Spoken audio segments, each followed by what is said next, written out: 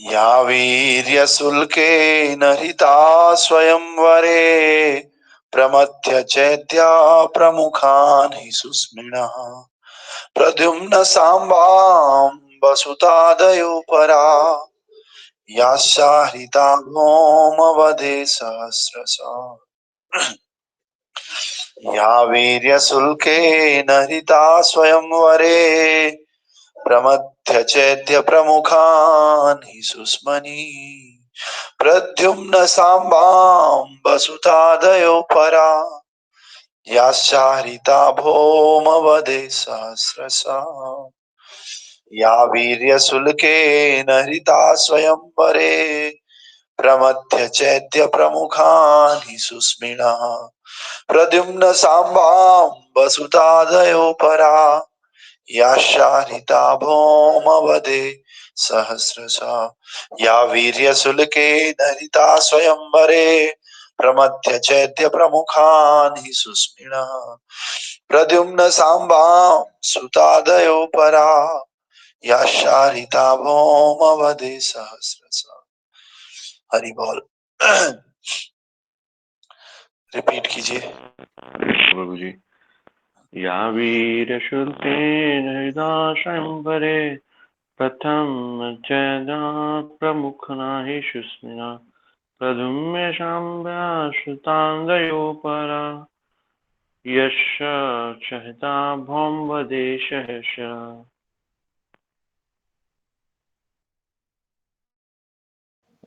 हरे कृष्ण प्रभु जी।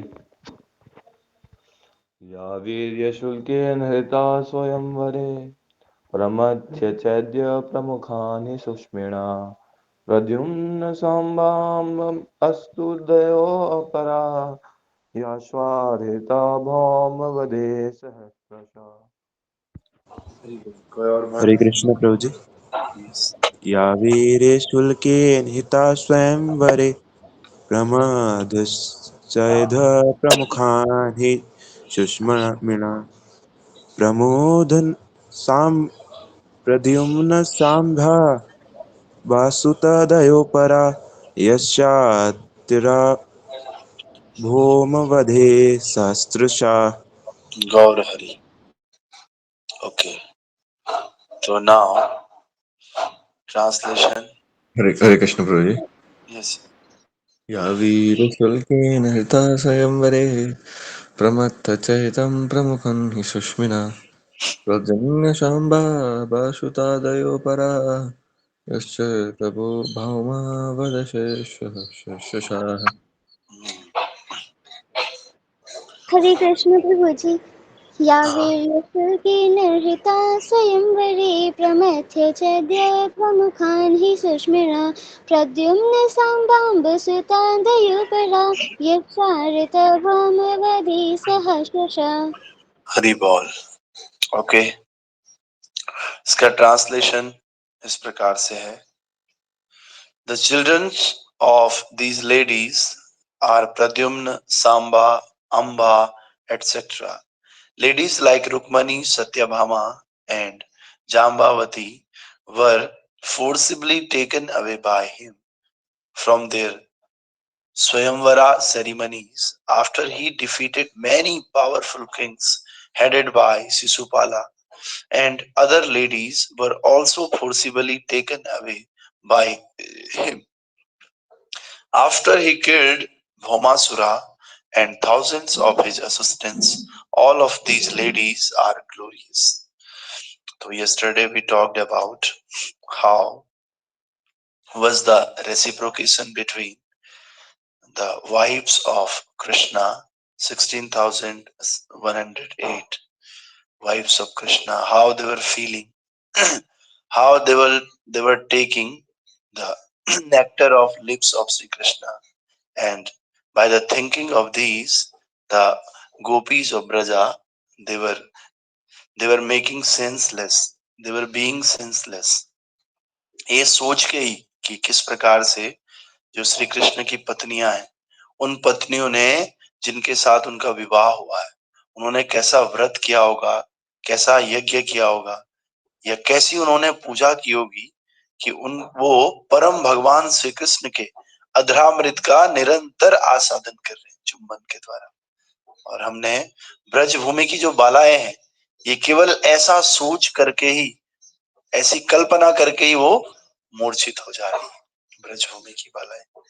तो प्रभुपाद ने कहा था कि जो ये चुंबन है, this is not on material plane, this is on the transcendental plane. और ये कोई संसार के जो विकृत संसारी गुण है, इससे इसका कोई लेना देना नहीं है।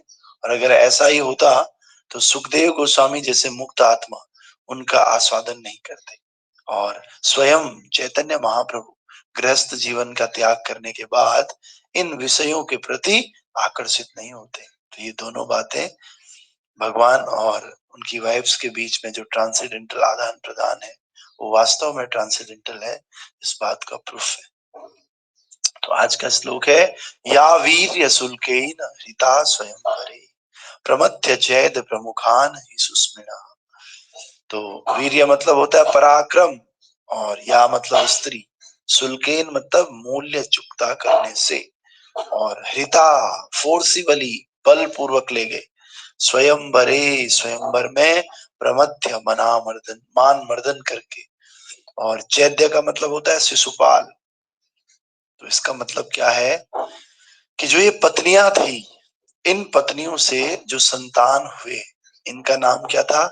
प्रद्युम्न सांबाम स्वतु सुतादयो परा।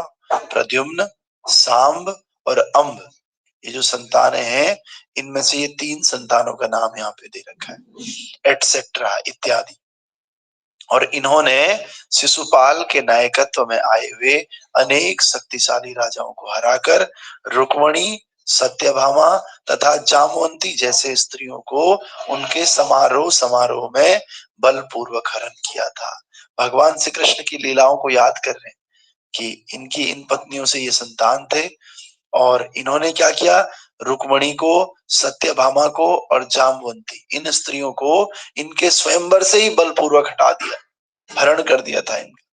तो उन्होंने भौमासुर और उसके हजारों सहायकों का वध करके अनेक अन्य स्त्रियों का भी हरण किया। ये समस्त स्त्रियां धन्य है। They all were kidnapped by Krishna himself.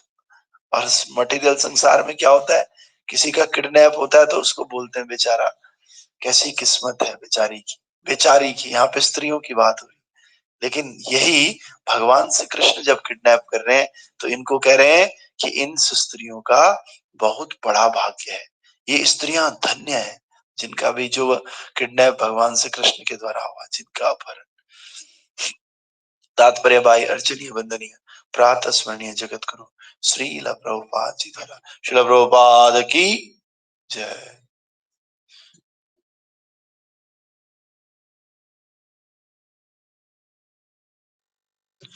तो तात्पर्य में प्रभुपाद जी कह रहे हैं, शक्तिशाली राजाओं की अत्यधिक सुयोग्य कन्याओं को खुली स्पर्धा में अपना पति चुनने की अनुमति दी जाती थी। ऐसे समारोह स्वयंवर कहलाते थे, क्योंकि स्वयंवर में वीर राजकुमारों के बीच खुला कंपटीशन होता था। अतः उन्हें राजकुमारी के पिता आमंत्रित करते थे, और बहुधा आमंत्रित राजकुमारों में खेल खेल में नियमित युद्ध हुआ करता था। लेकिन कभी कभी ऐसे विवाह में योद्धा राजकुमारों की मृत्यु भी हो जाती थी, और विजयी राजकुमार को वह राजकुमारी प्रदान की जाती थी जिसके लिए राजकुमारों के जीवन बलिदान हो चुके होते थे। भगवान श्री कृष्ण की पटरानी रुक्मणी विदर्भ के राजा की कन्या थी, जिसकी इच्छा थी कि उसकी सुयोग्य तथा सुंदर कन्या भगवान श्री कृष्ण को दी जाए। लेकिन रुक्मणी का सबसे बड़ा भाई चाहता था कि वह राजा शिशुपाल को दी जाए, जो भगवान श्री कृष्ण का फुफेरा भाई थे। फलतः एक खुली स्पर्धा हुई, और सदा की तरह भगवान अपने अद्वितीय पराक्रम से शिशुपाल तथा अन्य राजाओं का मान मर्दन करके विजयी हुए।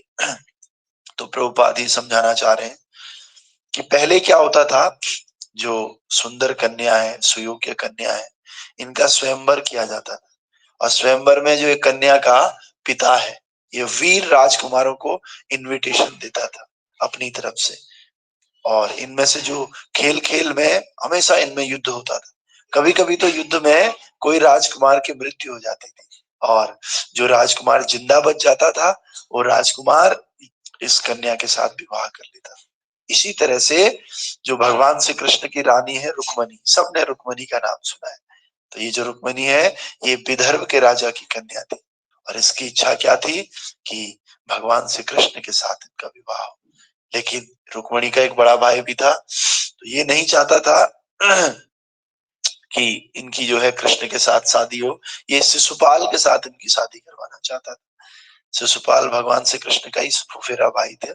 लेकिन फिर से कंपटीशन हुआ, सेरेमनी हुई और हमेशा की तरह भगवान श्री कृष्ण ने शिशुपाल को हरा करके और अन्य राजाओं का भी मान मर्दन करके रुक्मणी को अपने साथ लेकर आ गए।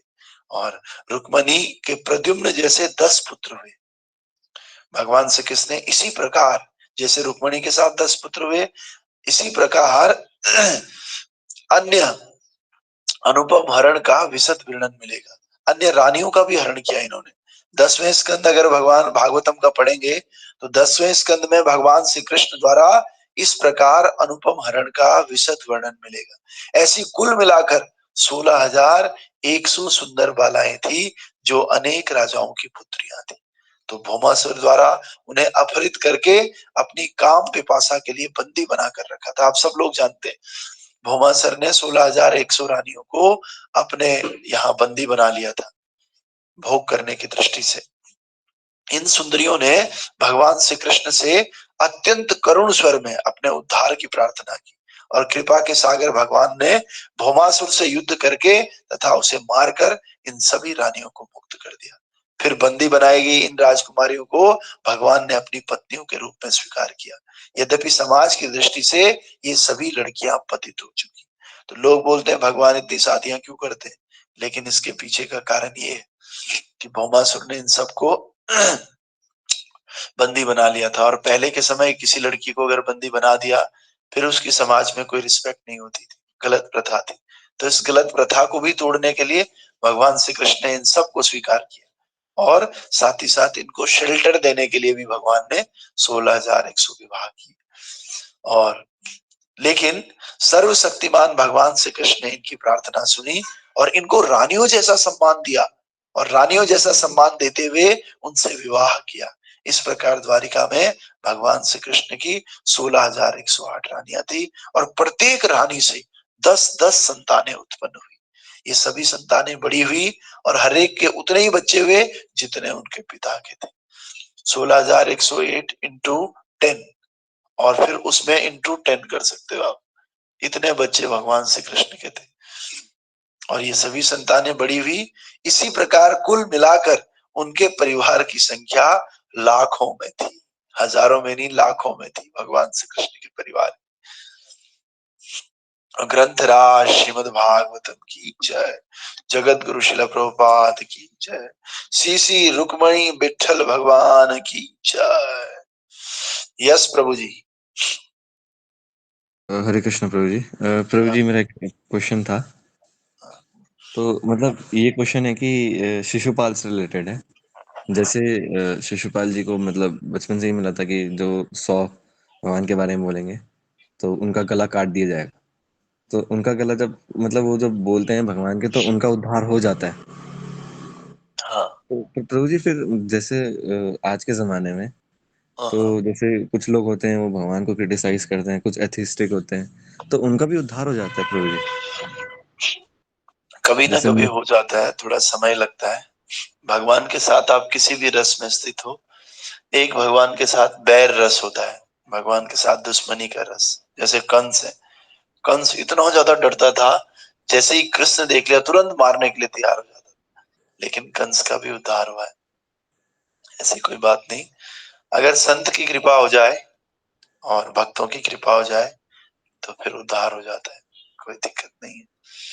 लेकिन आज के जो लोग हैं क्रिटिसाइज करते होंगे, लेकिन उसमें नाम अगर लेते हैं जाने अनजाने कैसे भी, तो नाम लेने से उनकी सुकृति हो जाती है। बैर भाव से लिया या कैसे भी लिया, लेकिन क्या है इस बैर भाव से भगवान की प्राप्ति इतनी आसानी से नहीं होती, बहुत टाइम लग जाता है। और इस टाइम में कब उनका पतन हो जाए ये पता नहीं है ना, क्योंकि शिशुपाल तो बैर भाव में हमेशा ही था, भगवान के आसपास ही रहते थे, भगवान के साथ ही रहते थे, भले दुश्मनी में है लेकिन साथ में ही रहते हैं। लेकिन आजकल के लोग क्या है, जैसे क्रिटिसाइज कर लिया, फिर वो टॉपिक कई दिनों तक बंद हो जाता है, कई सालों तक भी बंद हो जाता है। तो भगवान का नाम नहीं आता जीवा पे किसी तरह, बहुत पहले आया था, और जो नाम आता भी है थोड़ा बहुत, तो उसका हम इतने अपराध कर लेते हैं, वो लोग पाप कर लेते हैं कि खराब हो जाता है वो, फिर भगवत प्राप्ति नहीं हो पाती। हाँ, अगर किसी ने क्रिटिसाइज किया, वैष्णव अपराध नहीं किया, अगर जैसे जगाई मदाई थे ना, जगाई मदाई तो मानते ही नहीं थे भगवान को लेकिन उन्होंने कोई वैष्णव अपराध नहीं किया था, तो इसीलिए उनका उद्धार जल्दी हो गया। लेकिन वैष्णव अपराध अगर करते हैं, भक्तों के प्रति अपराध करते हैं, तो फिर चाहे आप कितना ही नाम ले लो, तब भगवान की प्राप्ति नहीं होती है, कभी नहीं होती। इस प्रकार से भगवान अपने अपराध को खत्म कर लेते हैं। भगवान के प्रति कोई क्रिटिसाइज करता है, एक बार को खत्म कर लेते हैं, लेकिन उनके भक्तों के प्रति अगर कोई अपराध करता है, तो इसका कोई सॉल्यूशन नहीं है संसार में। ठीक है, जी प्रभु जी। और बाकी उद्धार होगा नहीं होगा, ये तो श्री कृष्ण जानते हैं बस क्योंकि गहना कर्म नाम गति, कर्म की गति इतनी गहरी है, कोई भी नहीं समझ पाता है इस बात को। ग्रंथराज श्रीमद् भागवतम की जय। जय संसार दावानल लीललो